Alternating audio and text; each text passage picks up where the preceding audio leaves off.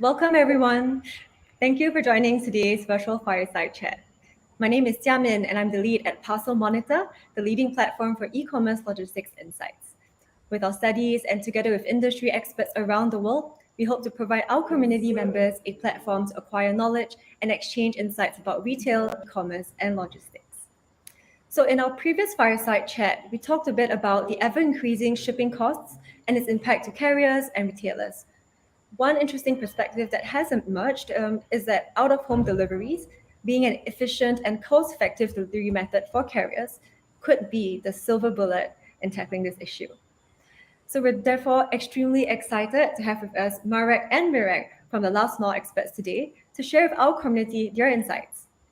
Marek and Mirek have some 60 years of experience combined in the logistics space and come with them great expertise in the OOH delivery landscape, including that from Amazon and InPost. So very, very nice to have you, Marek and Mirek. So remember, if you have any questions during the discussion, don't forget to leave a comment on the events page so that we can address them during the discussion. And if you're not able to attend the full session today, not to worry, we'll be recording this session and do keep a lookout for that. And without further ado, let's get the session started. Over to you, Mirek. Hi, good morning, everybody. Thank you, Jamin.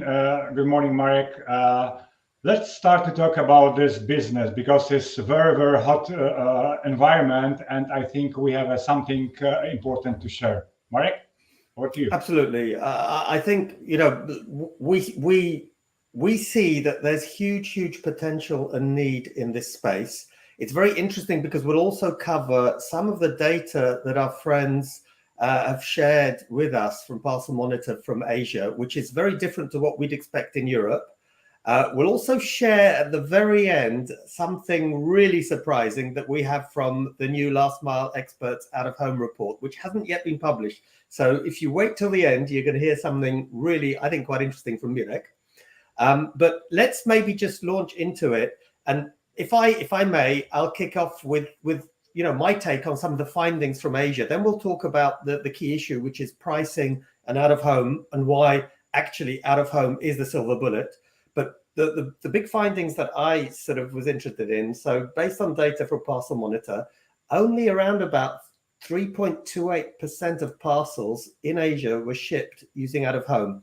Now, we don't have the data exactly which markets and so on, but that is relatively little, isn't it, Mirek? Absolutely. Comparing some developed European markets is a very, very small number. In fact, if you look at the most developed markets, and typically that's going to be the Nordics, Finland, for example, has over 90% of parcels going out of home. So if you compare just over 3% to over 90%, that's an amazing difference. And generally, again, we're going to launch in about a month and a half the definitive European out-of-home report. And I think you'll find that even the average in Europe is going to be significantly higher than the data from Asia. So that was the first thing that surprised me. The second finding was that less than half of people would collect their parcel from a collection point in Asia within the first 24 hours. That's not so bad, but I think that certainly in developed markets, you would have a scenario where I would say the average collection time overall is about 24 hours. And that's to do, we can talk about that if people are interested, and there's a lot of reasons why that happens. Mirek, I'm going to have to say IDM at some stage. So for those of you who haven't heard, IDM is Interactive Delivery Management, and I call it Uber for parcels. It's the way that you can communicate with a customer to make sure that he's home or you deliver at the right time, place, etc. And that's fundamental for quick collection because they then know the parcel's waiting. They can influence where it's waiting, how, etc. And then the final one, before we kick off in our discussion, I think that we picked up, Mirek, was the issue of how the issue of when people collect. And this was interesting that in Asia, it seems it's mainly weekdays. But we discussed this with Mirek, and I reckon, Mirek, isn't it? It's probably partly because of, yes, custom and tradition, but also because in Europe, there are several places now where you have a very developed weekend service. And we're not sure how far that is the case within Asia. So that could be the reason for it. Yes, you're right, Marek. The collection time is slightly different than in European market. But I would like to back to the one topic before we move forward. This collection from the parcel lockers or from the PUDO points. There's important correlation between the time of the handling the packages in these points with the cost related to the operators. I think we can talk about this later on because this have a direct influence on the operator's cost and finally the pricing. Well, absolutely. And I think that's probably a good moment to jump into the key subject for today, which is, why out of home is so important. We can see price hikes, surcharges. I think particularly in America, they've become masters of inventing new surcharges. The latest one is a war surcharge. You've got surcharges for everything, for weight, for out of home, for peak, for fuel, for road tolls. After peak surcharge. That's probably going to be the next one. But the issue is, in my opinion, either you go for surcharging and increasing prices, which for me is a highway to hell, because unless you're offering real value, what will happen? Either you will end up with somebody coming in and saying that the profits are just too high, or the costs you're charging are too high, we can do it better. And Amazon, for example, could be an alternative in North America. Mirek, you looked at, and you're quite right, the regional carriers could somehow club together, because if that pricing becomes crazy, but there's a much better alternative. The efficiency of out of home is completely out of all proportion. And I'll try to give a simple example. If I'm delivering to Mirek with a traditional door-to-door model, and let's keep it really simple. Let's say that the last mile cost is, and this isn't going to be the case in the US, but let's say it's about $1. If I go to Mirek, I have to travel to find his house, which not necessarily is going to be so easy, depending upon the quality of the maps. Imagine he lives in a dense urban estate where there's lots of buildings, not well signposted. I have to travel to the building. I have to park. I have to sometimes get through access control. If I'm really unlucky and he's on the 30th floor and the lift is not working, elevator for those who speak American English is not working, then it's a real problem. And then at the very end, I get to his house and it turns out Mirek is not home. Very, very expensive. And if I do succeed, on average, I'm delivering probably, Mirek, how many? 1.2, 1.3 parcels max? Yeah, based on our statistics, the B2C delivery to the door is not more than 1.5 in very, very developed countries like UK, for example. Absolutely. So it's very limited in terms of the number of parcels. Now, if I go to a locker and it's an efficient network, I'll be delivering several tens of parcels, maybe 40, 50, 60 parcels per stop. And if you have an efficient payment model, it's that same $1 that I paid Mirek for 1.23 parcels, not taking into account the fact that he's going to have failed deliveries, is compared to a price of, let's say, $1 plus a small incremental fee per extra parcel when you go to a locker. Let's assume 10%. So it could end up that the cost for delivery to the locker is something like 11, 12, 13 cents compared to $1 or more for home delivery. That is a huge, huge difference. And I think, Marek, it's worth to mention how it works in reality based on the real samples. Usually, good driver who is doing the regular delivery from the typical courier company can do the 100 to 140 stops per day. Developed system from Amazon.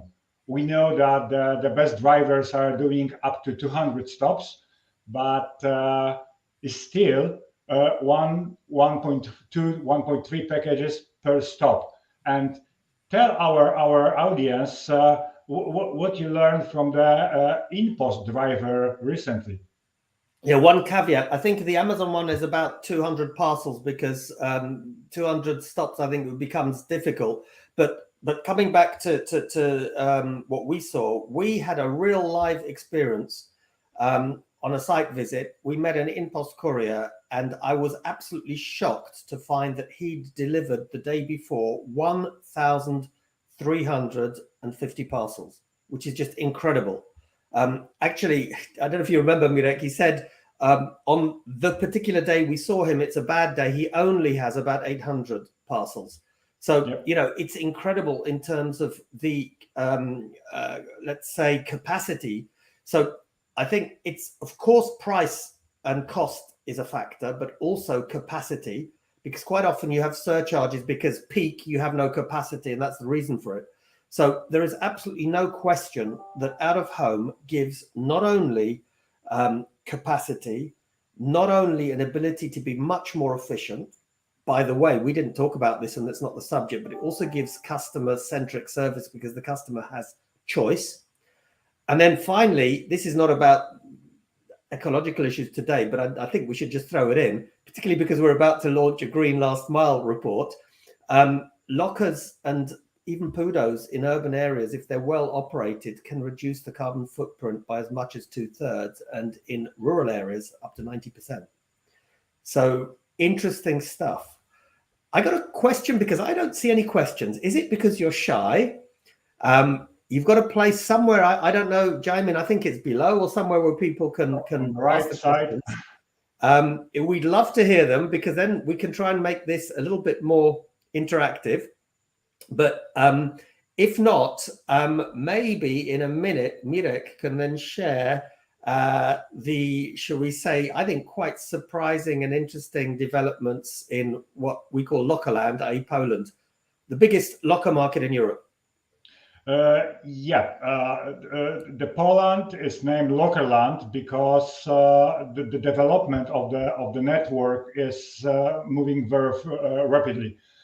When you look for the last year, the Polish market offered to our customers over 20,000 parcel locker units and more than 50,000 PUDO points across the country.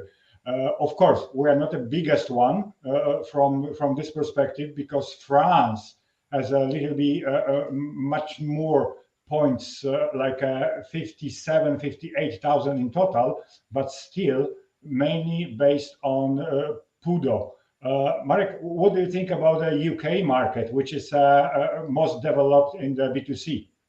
I think I just have to comment on the French data. So remember, France is a lot bigger than Poland. Poland's 38 million people. France, I don't want to get it wrong, but I'm sure it's close to high 50s, close to 60 million.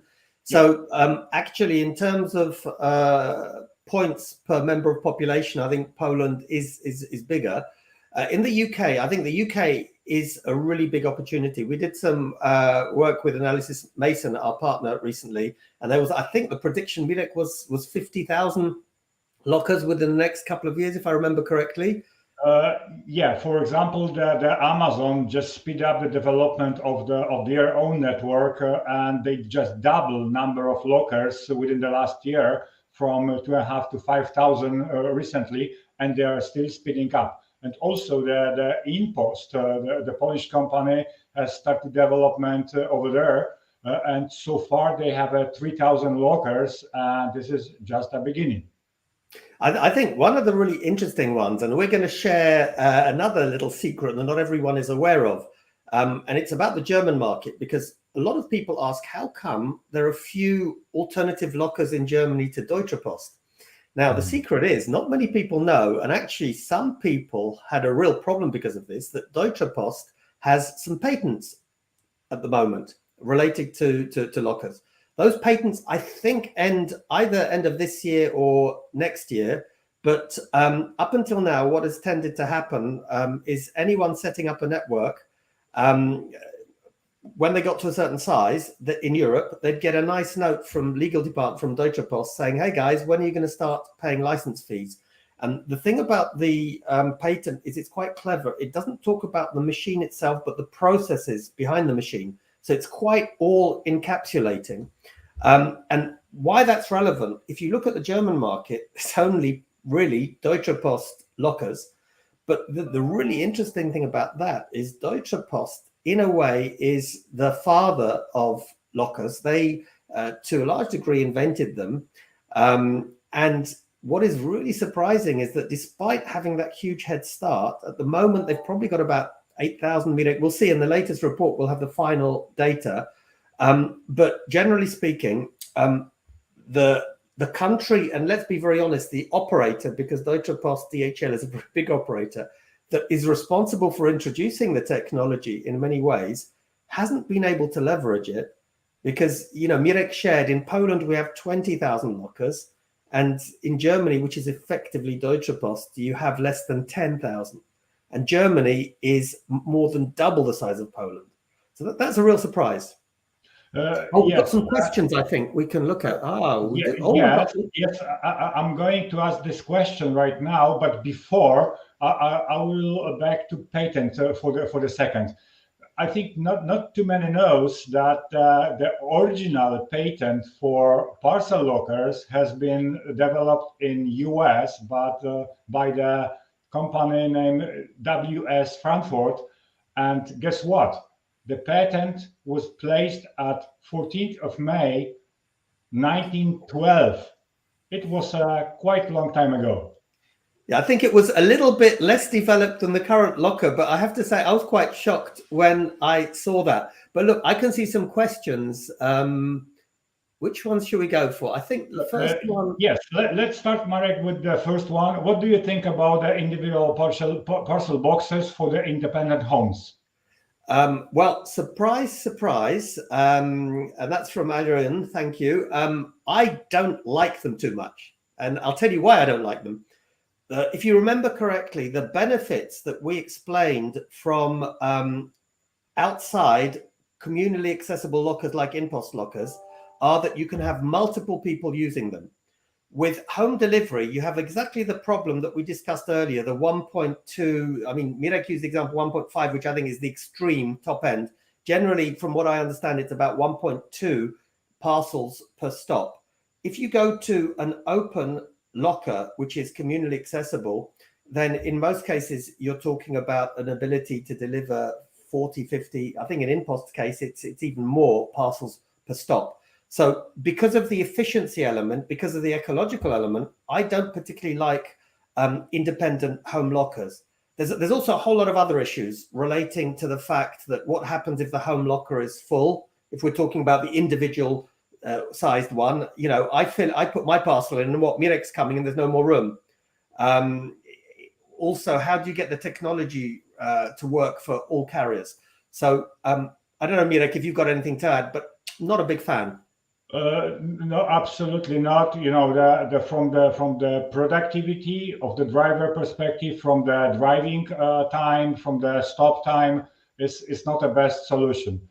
I see that we have a next question. So let's look on this from Ahmad. Locker cost. What is the best module to take it out with the partners to lockers? Sharing revenue module, rent? What do you think, Marek? What you can recommend? Because this is a very common questions which we receive during our This is why people need to hire last mile experts, because you're right. And what's interesting, I'll tell you what not to do, but I'm not going to sell all the secret sauce. So the biggest network in the world is Hivebox, and it doesn't make a great deal of money because it's let's get this right, a locker sell rental model. Locker sell rental models typically do not allow you to make an awful lot of money, because how much can you charge for locker rental, particularly if the locker is accessed by several different carriers? There are much better models which involve a much more harmonized approach to reaching a locker. And what I will say for now, I'm going to give you a bit of a teaser. It's called an end-to-end model, which means that actually you can make a lot more money. And without spilling all the beans, if you look at companies that have an end-to-end model like InPost, they are making a fistful of dollars, even though they're significantly smaller than somebody like Hivebox. So I think it's really important how you play it. And people often say to me, yeah, but Marek, if we're just an infrastructure play, we only supply the lockers, we have to be open and we have to give access to all the different carriers directly. So that's the only way we can monetize it. That's wrong. There is a better way to do it, but I'm not going to spill all the secret sauce today. But I saw one on a different topic that I thought was quite cool about drones. Will it be the case for drone delivery as well? You know, I've seen pictures of, you know, particularly in China, where you have a parcel locker with some kind of drone port or drone collection point on the top. Guys and girls, dream again, not for a while. And I'll tell you why. It will come sooner or later, I'm sure. But at the moment, the technology to manage the security in airspace, you know, imagine tens of thousands of these drones flying everywhere. I think for security reasons, it's going to be difficult. Drones make sense where you have very standardized point-to-point deliveries. So, for example, today, if you have a river or a bridge that is blocked and you have maybe 2 hospitals delivering really urgent, small weight and volumetric stuff like blood, you can then deliver that between point to point. It's a fixed route, the flight planning is made and so on. And that can work. Will drones come? Yes, I think they will come, but hey, it's going to take a bit of time. What else have we got, Mirek? Any other? By the way, if guys, we have a question. Mirek, if you think we haven't answered the question, feel free to come back and say, hey, that didn't quite answer, because we do like a bit of a debate. Yeah, we have a next question from LinkedIn user. Have you seen the posts in developed markets in Europe successfully? I think, Marek, this is a very important topic because we know that the posts are suffering from the volume, from the typical post volume, and the e-commerce is booming. What do you think? Yeah, that actually several posts have been really quite avant-garde. So although, on one hand, I won't say criticize, but I said that Deutsche Post could do a lot more. The reality is Deutsche Post does have a successful large network of something like 8,000 machines. Eesti Post, Estonia, for those of you who don't know, is a country with a population of about 1.5 million. And from our last out-of-home report, Estonia had actually the densest locker network in Europe. That, by the way, might change this year. Let's see. But Eesti Posts are Omniva, Finnish Post, Posti, and PostNord, Sweden Post, amongst others, are doing a lot in this space. So yes, posts. Some posts have been successful. The thing that I'm looking forward to is to have more open postal networks, because quite often posts think, hey, this is our castle, we're not going to let anyone in. And I'm not sure that's the right strategy. It's a longer discussion than we've got, because we've got a few minutes for today. But I think it's a very interesting one. Oh, can we do Vikas's question? Because I like this one. Yeah, I just look on this one because it's also the hot topic in Europe right now. So actually, the issue again with cars in parking lots, so it's in-boot delivery, is the fact that, first of all, again, you get the 1.2 plus minus parcels per stop. So you lose a lot of those efficiencies. The other thing is, imagine if your delivery van is large or tall and the car park has a low roof. Plus you've got thousands of cars. Can you get the geocoding technology to the point that you really find that specific boot?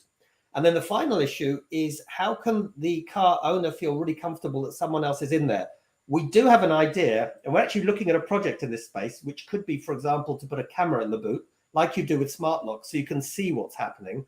But I think, yes, it can be interesting. And I actually see a very unusual use case, which would be for something like Second Life products, where I buy something from Mirek. I happen to live near him, but I don't want him to come to my home. So I just say, look, my car's going to be parked outside this shopping center. Come to the car, I'll open the boot. Provided it's prepaid, you can collect the item. So I think a lot of interesting opportunities there. Oh, by the way, I'd love to see all the questions. Really great, everyone. Yes, we have a next question from Milianto about the conventional delivery methods combining with the out of home. I think this is at least two basic models, that you can provide the dedicated route for the Parcel and PUDO lockers drivers to be much more efficient than others. Or if you have no such density, you can mix the regular driver who is doing the B2B and B2C delivery with the PUDO and APM. Marek, what is your opinion? Well, to be fair, I would say that particularly in less dense areas, combination makes a lot of sense. In urban areas where you have high capacity, you have a high volume and density, I think that actually a dedicated driver is able to be more effective. Okay, thanks, Marek. Let's move to the next question because the time is really flying. Ahmad, what is the most common communication channels to use the out of home to increase the customer's response to pick up their shipments? Education, education, and education. Yes, Marek? And I think this is a really good question, Ahmad, because one of the things that often people who set up networks don't understand is it's absolutely about the customer choice and who influences those. E-commerce is the biggest single influencer. You know this, if you're buying an airline ticket or whatever else, if you get a big red box says this is the cheapest option or this is the best option, click here, it has huge influence. And the second thing that really influences, as things like Amazon Prime, or in Poland, we had something called Allegro Smart. The only option that was available for free at the beginning was out of home. So you can have a huge influence by educating, but also by, should we say, choosing the right place to have the click box and promoting a certain solution. Because we have 4 minutes left, I will ask the last question from Michael. How you can use the parcel locker for the big and bulky, which is a most common problem recently, not only in Europe, but everywhere. Michael, salut mon cher ami. Nice to see you. I think, it's very difficult because there are some big lockers. We've seen IKEA and others use them. My personal feeling is that for heavy and bulky items, yes, you will have specific use cases, but I personally prefer things like smart locks on garage doors. So if you have a look at Amazon Key, they already have a module which allows you to, from a distance, use your app to open your garage door. You've got a camera so you can see the courier delivering. Very safe and very convenient. I know there have been experiments, actually in France, with XXL Pudos. Not sure it's been that successful. Okay, because we promised to our audience to share some information from our new report, out-of-home report for Europe, I can tell you just briefly that we observed a huge development of the PUDO and APM network in Europe. We expect that there will be something around 50% more than last year. And based on Polish market, there's a couple of new players enter the market, like AliExpress with over 300 APMs, Allegro, which is an e-commerce platform, which start develop their own network with almost 1,500 APMs right now. And of course, the leader of the market, InPost, already launched more than 17,000 parcel lockers across the country. So if anyone's interested, go on to Last Mile Experts page. In a couple of, I think, months latest, we will have the latest report. You'll get the data. It's been really, really great today. Thanks for all of the questions. It's been pretty exciting. Hopefully we answered your questions. And over to Jaimin, who I think probably has a few words for everyone. Yep. Yeah, exactly. So thank you so much. I think Marek and Mirek, the discussion was extremely insightful. I think you guys are called Last Mile Experts for a reason, of course. And of course, thank you for the audience for such a great discussion. I mean, the quality and the quantity of questions were fantastic. So just to wrap up, of course, thank you everyone for joining us today. As you know, for Parcel Monitor, we do have such regular sessions together with experts like Marek and Mirek. So do remember to follow us on LinkedIn or sign up on our community page to stay tuned for all of these upcoming events. So thank you so much, everyone, and have a great morning, evening, night. Thank you very much.